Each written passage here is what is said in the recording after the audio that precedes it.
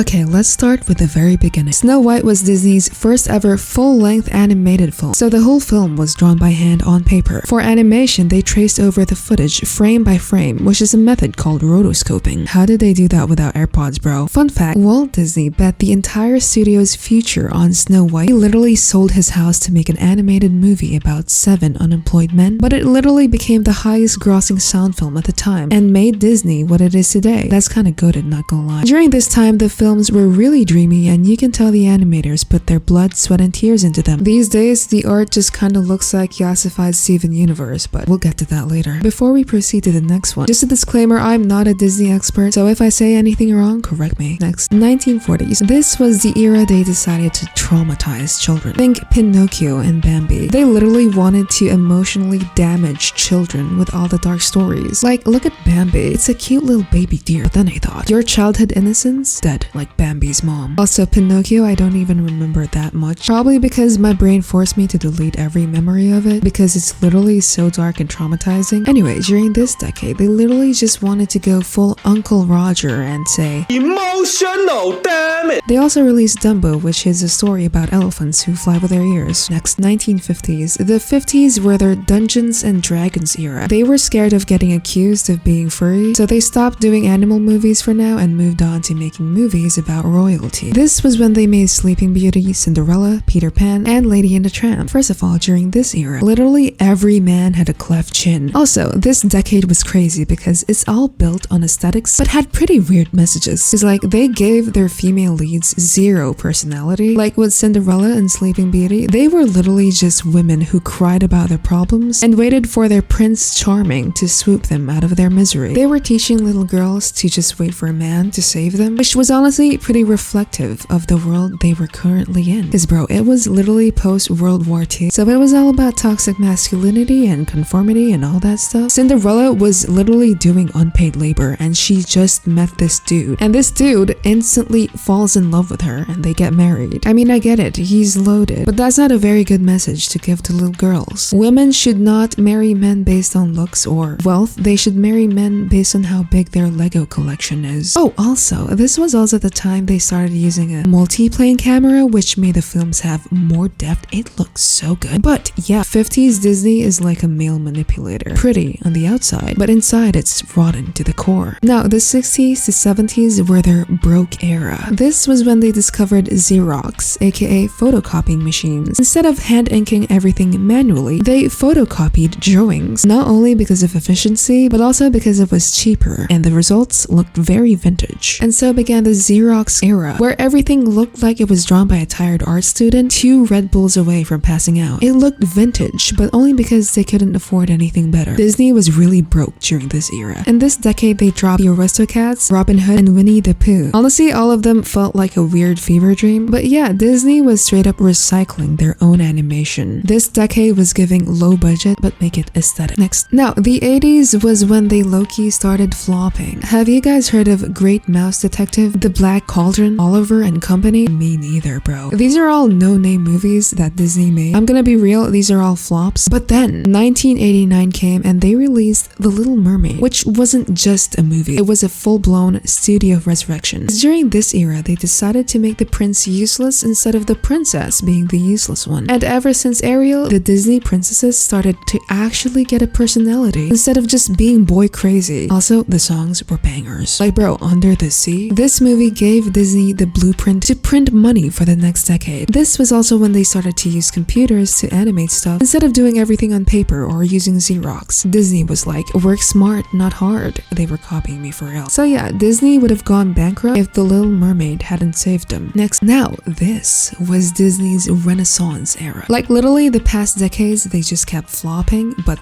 this era, they dropped banger after banger. During this time, they released Beauty and the Beast, Hercules, Aladdin, Mulan, and The Lion King. Not even gonna lie, why did literally every main character in this story have a dead parent? You always had to have a dead parent, bro. Trauma is the #1 requirement to be a main character, but like people ate it up every single time. Bro, Mulan is like one of my favorite Disney movies. I was so thirsty for Shang, bro. Best Disney movie ever. Also, this was also when they collabed with Pixar to make Toy Story. See, Pixar and Disney used to have big beef, but Disney saw Pixar using CGI and they teamed up and made Toy Story, which was entirely CGI. It's literally enemies to lovers, bro. And Toy Story ended up being a huge hit, so like stonks. And yeah, this was Disney's golden era, bro. 8 out of 10. Next, this era is when they fully transitioned to digital stuff. They also started using Wacom tablets, bro. No wonder they're so expensive. This was when they started to make really boring movies. Like, why was Disney making movies about cows, bro? During this decade, they released Atlantis, Treasure Planet, Home on the Range, Princess and the Frog, and Brother Bear. Nobody really cared about those movies, man. I mean, they made that cute little chicken movie, but that's kind of it. Meanwhile, Pixar was killing it. They released Monsters Inc., Finding Nemo, The Incredibles, Ratatouille, WALL-E, and Up. All of them were bangers, bro. Like, have you watched the first 10 minutes of Up? It's severe emotional damage. What even was that? However, Disney bought Pixar in 2006. So yeah, Pixar's success is Disney's success. Smart move. In short, making movies about trauma was the meta. Next, 2010s was the peak of their 3D animation era before it started looking recycled. This was when they made Frozen, Tangled, Big Hero 6, and of course, how can we forget the furry movie Zootopia? I was having a field day when I watched that. Anyway, this was a really great decade for Disney, and if you're Gen Z like me, you've probably watched all of these movies, and they're part of your childhood. Zootopia built a cult following. This movie probably converted 1 million people into furries. Like, the insane amount of thirst people have for Nick Wilde was crazy. I've seen essays on why finding him, an animal, attractive was valid. Like, this is furry propaganda, bro. Also, this decade was also a turning point for them. Frozen was like super big, and it was really the start of them not relying on romance anymore. So they started focusing on sibling love like Anna and Elsa. From